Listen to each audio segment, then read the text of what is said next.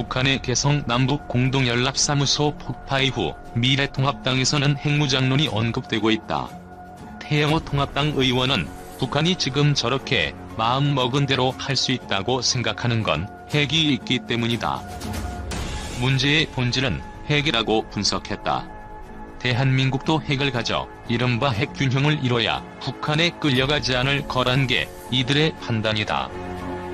핵억지력 공론화는 정해진 수순. 아직 당 지도부 차원에서 나오는 주장은 아니다. 육군교육사령관 출신인 한기호 통합당 의원이 17일 당 외교안보특위에서 핵무기에는 핵무기밖에 대응책이 없다. 이 부분을 심각하게 고려해야 한다고 발언하는 등 일부 인사들이 필요성을 언급한 수준이다. 이 주장에 오세훈 전 서울시장도 가세했다. 오 전 시장은 페이스북에 글을 올려 한반도는 핵의 그림자 속으로 들어왔다며 계속 가중될 겁축이 앞에서 불종적 평화를 동족애로 포장하며 정신 승리에 안주할 것인가. 자치 핵개발 카드와 전술핵 재배치 카드의 장단점을 비교 선택하여 후세에게 힘의 균형 속 진짜 평화를 물려줄 것인가라고 말했다. 장기적인 한반도 평화를 위해선 핵억지력이 필요하며 이를 위해선 핵무장이 필요하다는 것이다. 외교부 차관을 지낸 조태용 통합당 의원은 문제의 본질이 핵이라는 건 전곡을 찌른 지적이다.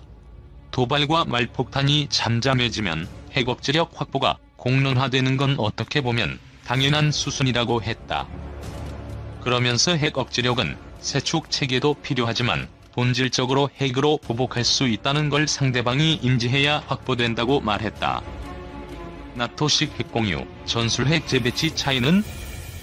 2008년 당시 미 공군 유럽, 아프리카 사령관인 로저 브래들리 공군 대장이 네덜란드의 볼켈 공군기지에서 열린 B-61 전술 핵탄두 훈련을 지켜보고 있다.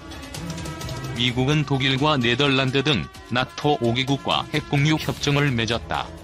이에 따라 5개국 6개 공군기지에 B-61 150발이 보관돼 있다. 유사시 미국과 나토 5개국이 합의하면 나토 5개국도 이 핵탄두들을 사용할 수 있다. 북핵에 맞선 억지용 카드로는 일자치 핵무장 이전술핵 재배치 3나토식 핵공유 등 3가지 방안이 언급된다. 이 가운데 자치 핵무장론보다는 전술핵 재배치 또는 나토식 핵공유 방안이 언급될 거라는 게 통합당 내 외교안보 전문가들의 대체적인 인식이다. 실제로 최근 3년간 통합당에서 언급된 핵억지 전략 역시 저 두 가지 범위를 크게 벗어나지 않았다. 2017년 홍준표 전 자유한국당 대표의 대선 공약에 나토식 핵공유가 포함됐다. 북한의 대륙간 탄도미사일 발사로 긴장이 최고조에 달했던 2017년 8월 한국당이 의원총회를 열어 당론으로 채택한 것도 전술핵 재배치였다. 지난해 8월에 한국당 북핵외교안보 특위가 한국형 핵전략 어떻게 할 것인가 토론회를 열어 이 문제 공론화에 나섰을 때도 나토식 핵공유가 심도 있게 논의됐다. 나토식 핵공유와 전술핵 재배치는 비슷하지만 다소 다른 개념이다. 사용 절차를 공유국과 미국이 협의하지만 최종 사용권을 미국 대통령이 갖는다는 점에서는 두 안이 비슷하다. 다만 나토식 핵공유를 차용해 한국형 핵공유를 할 경우 개념상으로 핵무기가 반드시 한반도에 있을 필요는 없다고 한다. 괌에 배치한 핵무기를 한국 전폭기가 실어오는 것도 가능한 게 나토식이란 설명이다. 물론 독일과 네덜란드 등 5개국 6개 공군기지에 배치한 나토처럼 한반도 반입을 하는 협정을 맺을 수도 있다. 반면 전술핵 재배치는 한반도 내 핵무기 반입을 기본적으로 전제한다. 익명을 원한 통합당의 한 의원은 핵공유 등은 점점 더 필요성이 높아지고 있음에도 핵보유국은 핵공유, 핵무기 반출 등에 아주 민감하기 때문에 이를 이뤄내는 게 쉽지 않을 것이라고 내다봤다. 가장 근본적인 해결책인 자체 핵무장은 통합당 차원에서 주장하기 어려울 것이라는 게 대체적인 관측이다. 원전은 많지만 핵무기 원료가 되는 핵물질이 없고 핵물질 생산을 위한 재처리 시설 역시 없어 당장 만들기도 어렵다. 또 미국의 극심한 반발로 인한 국제적 고립 가능성 등 무역 의존도가 높은 한국 입장에서는 장벽이 많다. 통합당 관계자는 책임있는 공당이기 때문에 실현 가능성이 높은 대안을 제시해야 하지 않겠는가라면서도 다만 당 차원이 아니라면 안보 상황이 급박한 만큼 핵무장론도 얘기할 수 있다고 본다. 그래야 협상력도 생기지 않겠나라고 말했다. 한미, 대북 핵무기 사용에 반박하나. 한미가 작전계획 5027에는 핵무기 사용이 없다며 반박에 나섰다. 미국 언론인 바브드워드가 신간 경로에서 미국이 북한 정권 교체를 염두에 둔 작전계획 5027을 검토했으며 여기에는 핵무기 80개의 사용 가능성이 포함된 것이라는 의미가 전달되면서 파장을 불러일으켰기 때문이다. 핵무기 80개 사용 가능성은 북한이 소유한 핵탄두를 오역한 것으로 보인다. 찰스 리처드 미국 전략사령관은 14일 한반도 유사시를 대비한 한미연합작전 계획인 작전계획 5027에 핵무기 사용이 포함되느냐는 질문에 어떤 작전 계획에 대해 구체적으로 얘기할 수 없다며 즉답을 피했다. 이어 어떤 상황이든 어떤 작전 계획이 검토될 필요가 있든 우리 군대는 요청받는 것을 지원할 준비가 돼 있을 것이라고 원론적으로 답변했다. 청와대도 부인에 나섰다. 미국이 2017년 북한을 상대로 정권 교체까지 염두에 둔 작계 5027 이행 계획을 검토했고 작계 5027에는 핵무기 80개 사용이 포함돼 있었다는 국내 언론 보도는 사실과 다르다고 반박했다. 한미가 반박에 나선 것은 한미연합작전 계획인 작계를 주도하는 한미연합사가 핵무기 사용 권한이 없기 때문이다. 작전계획은 미군의 군사작전 계획으로 계획 수립부대에 따라 4개의 숫자로 분류해 작계 0000식으로 관리된다. 코드네임 1000번대는 미 중부 사령부가, 2000번대는 미 북부 사령부 등이 세우며 9000번대까지 마련됐다. 현재 한국에 적용되는 작계는 미국 제병합동군인 미 태평양 사령부가 세운 작전으로 숫자 5000번대로 시작된다. 북한의 급변 사태에 대비한 작계 5029, 전면전에 대비한 작계 5027, 국제도발에 대응한 평시작계를 통합한 작계 5015 등으로 구분된다. 다만 작계에는 핵무기 사용에 대한 내용은 담겨있지 않은 것으로 알려졌다. 핵무기 최종 승인권자는 도널드 트럼프 대통령이기 때문이다. 미 대통령이 핵무기 사용을 승인하면 대륙간 탄도미사일인 미니트맨-3, 잠수함 발사 탄도미사일인 트라이던트-2, B-2나 B-52H 폭격기의 공중발사 순항미사일 등의 전략 핵무기 사용이 가능해진다. 신종욱 국방안보포럼 사무국장은 핵무기 사용은 한미연합사가 결정을 하는 것이 아니고 미 대통령이 승인을 하는 것이라며 전 세계적인 재앙을 가져올 수 있는 핵무기 사용 계획이 한미연합사 작전 계획에 있을 수는 없고 미 전략사령부 계획에 있을 것으로 보인다고 말했다. 핵무기 80개 오역 논란보다 더 중요한 것은 바브드워드의 신간 경로가 화제가 되고 있는 가운데 국내에서 핵무기 80개 논란이 벌어지고 있다. 조선, 중앙, 동아 등 여러 언론이 이 책을 인용해 2017년 7월에 북한이 화성-14형 대륙간 탄도미사일 ICBM을 시험 발사하자 미국이 북한의 정권 교체를 검토했고 여기에는 80개의 핵무기 사용 계획도 포함되었다고 보도한 것이 발단이었다. 그러자 한겨레는 원문을 인용해 오보일 가능성이 높다고 보도했다.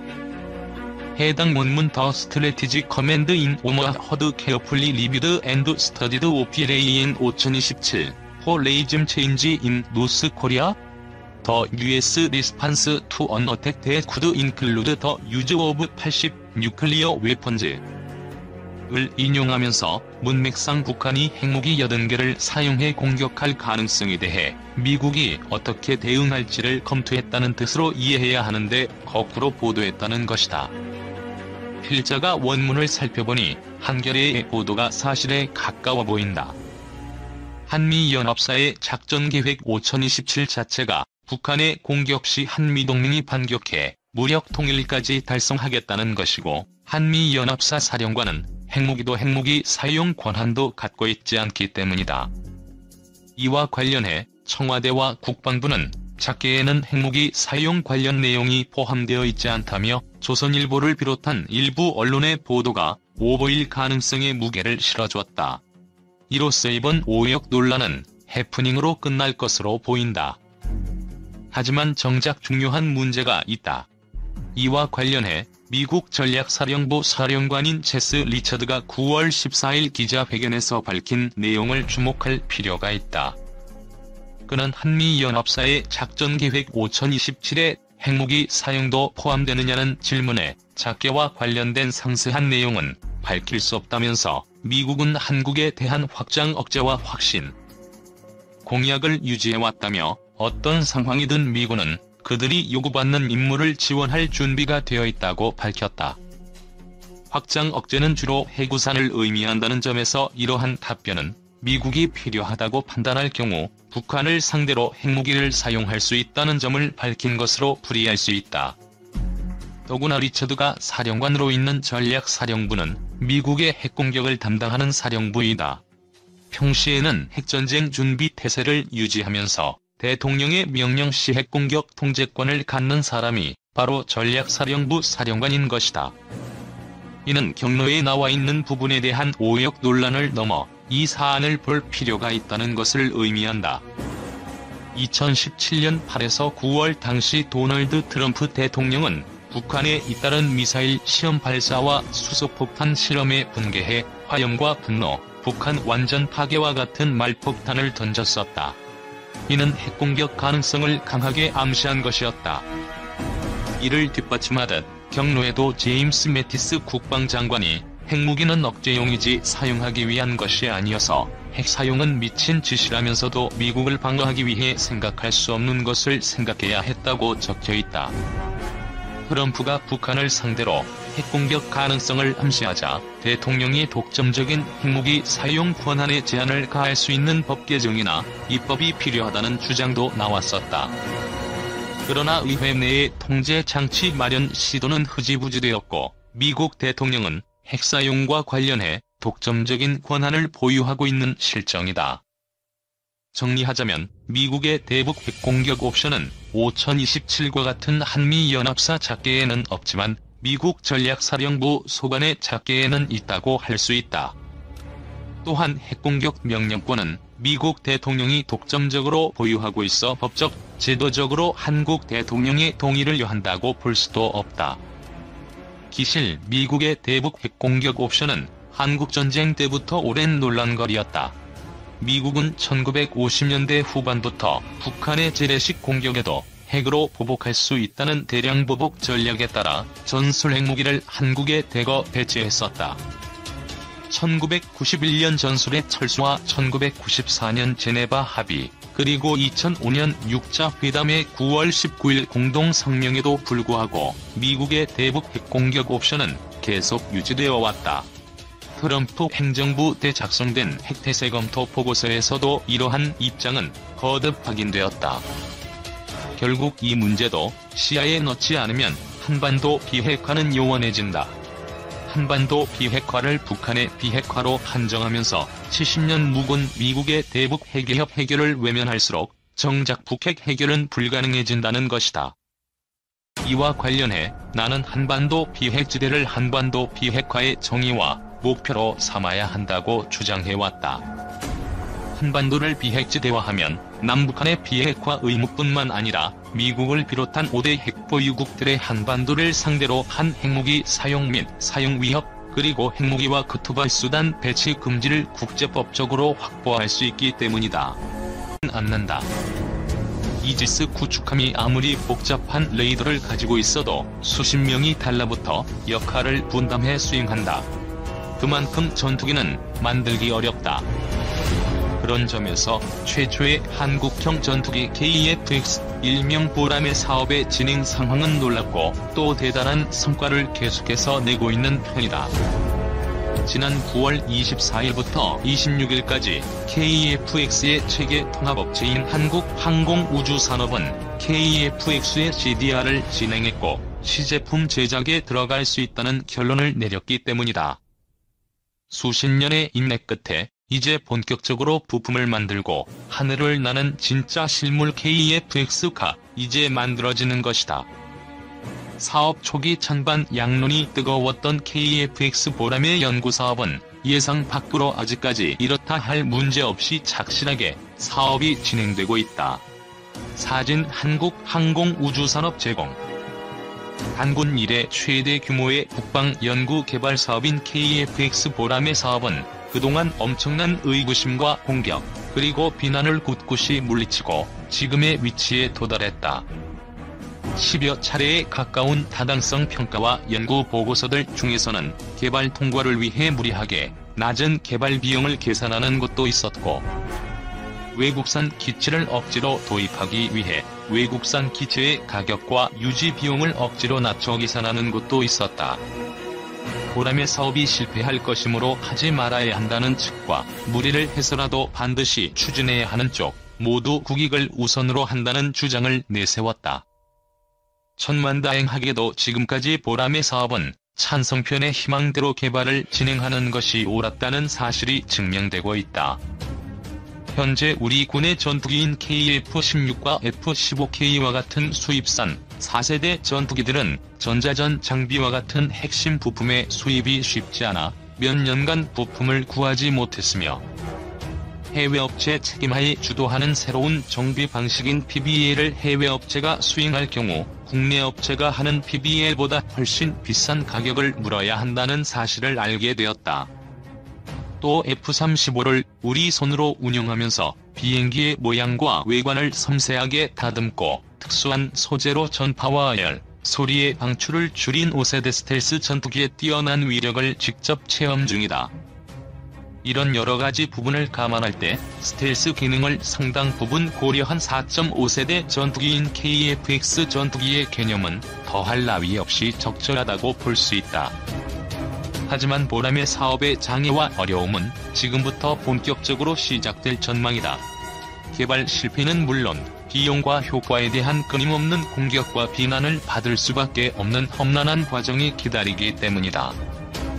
우선 우리가 만든 전투기가 실제로 전투에 적합하고 안정성이 있는지 평가하는 시험 평가 과정에서 큰 난관이 예상된다. 지금까지 대한민국 항공우주산업은 군용 항공기 개발 도중 사람의 목숨을 잃는 큰 사고가 한 번도 나지 않았다. KT-1부터 T-50, 수리온에 이르기까지 시험 비행 조종사들은 목숨을 건 비행을 하면서도 사고에 적절하게 대처해 안타까운 인명 피해가 발생하지 않았다. 그러나 전투기를 시제작하고 시험 비행하는 과정은 훈련기보다 훨씬 가혹하고 위험한 테스트를 진행해야 하고, KF-X의 비행 성능도 FA-50과 차원이 다른 수준으로 뛰어나기 때문에 그만큼 더 어렵고 힘든 도전이 기다리고 있다. 시험 비행과 완성 과정에서 또 경계해야 할 것은 KF-X의 성능에 대한 비판이다. 이미 개발하기도 전부터 4.5세대 전투기인 KF-X의 예상 성능이 5세대보다 부족하고 문제가 있다는 비난이 끊임없이 제기되었다. 시험 비행과 초도, 양산 때까지 성능에 대한 비판은 줄지 않을 것이다. 진화적 개발 전략으로 초기에 생산되는 KF-X는 완전하지 않기 때문이다. 차세대 전투기를 완성하기 위해서는 가혹한 시험 비행 관문을 반드시 넘어야 한다. 그 과정에서 인명피해 가능성도 결코 배제할 수 없다. 이러한 사고에도 불구하고 끝까지 사업을 완수하는 것이 가장 어렵고도 중요하다. 사진 한국항공우주산업 제공. KF-X 초도, 양산형의 스텔스 성능이 우선 비판의 대상이 될 것으로 보인다. KF-X의 외형은 세계 최강의 전투기로 일컬어지는 F-22 랩터나 우리 공군이 보유한 F-35 라이트닝 II 등 5세대 스텔스 전투기와 매우 유사하다.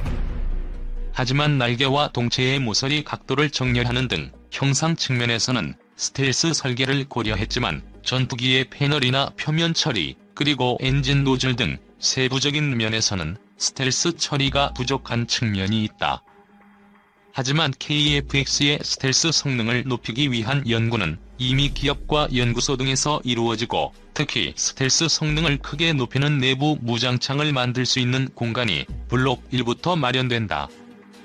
따라서 추가 예산만 획득한다면 전시 KF-X의 생존성을 크게 높여 적 4세대 전투기를 압도할 잠재력이 있다. 스텔스성보다 더 큰 비판을 받는 요소는 무장 능력이다. 가령 KF-X의 시제기는 2021년에 완성되지만 실제로 실전에 투입할 수 있는 시기는 2026년이고 2028년까지는 KF-X의 공대지 임무가 제한되고 공대공 임무만 수행할 수 있기 때문이다.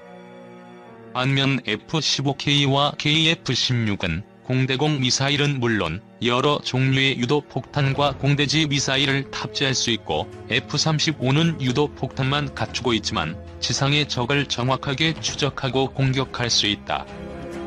그렇다 보니 2026년에 등장할 KF-X가 성능이 부족하다는 비판이 계속 제기되는 것이다.